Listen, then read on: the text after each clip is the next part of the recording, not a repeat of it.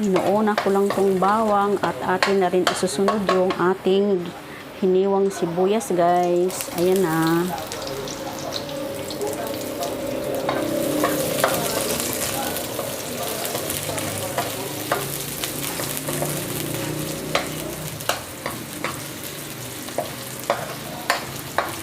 Ang bango ng sibuyas at isusunod naman natin yung ating hiniwang loya. Ano ba yun? Loya. Ayan.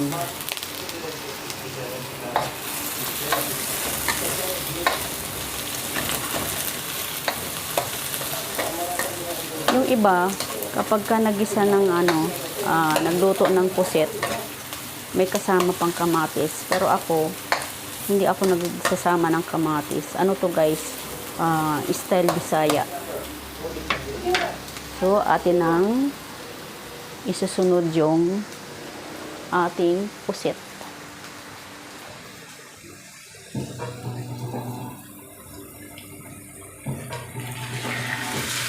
Ayan.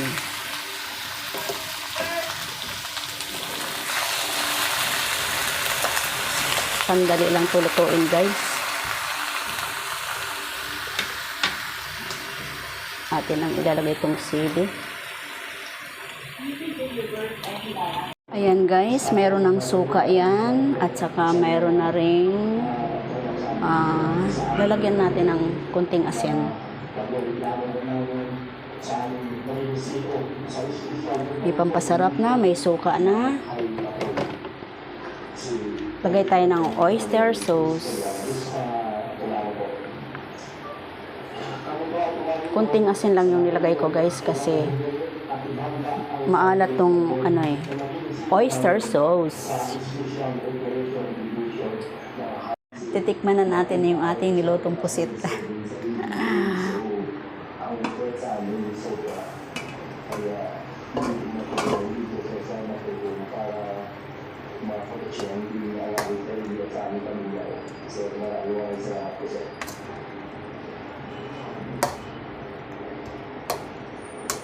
Thank you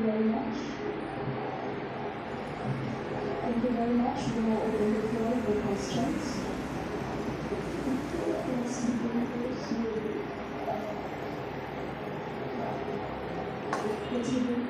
Titikman na natin.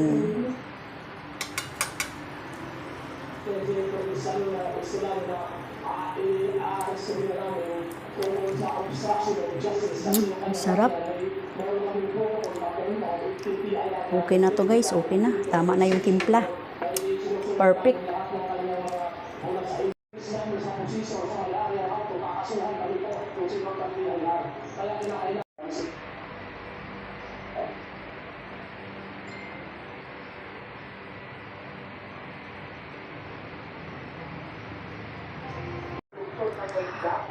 Okay guys, hanggang dito na lang yung aking video for today, ang aking vlog guys, sa aking nagluto ako ng pusit para sa tanghalian namin guys.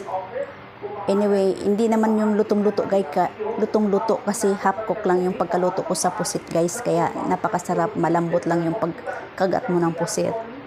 Pagka nasubrahan siya sa luto, makunat guys.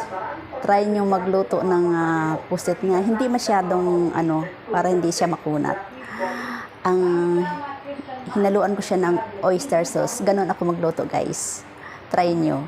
So maraming salamat. Paki-click ng bell button para updated kayo sa susunod ko pang mga video guys. Maraming salamat. Magandang tanghali mga kaibigan ko. Shout out sa mga friends ko, sa mga bago kong subscriber at saka sa mga luma kong subscriber. Bye bye.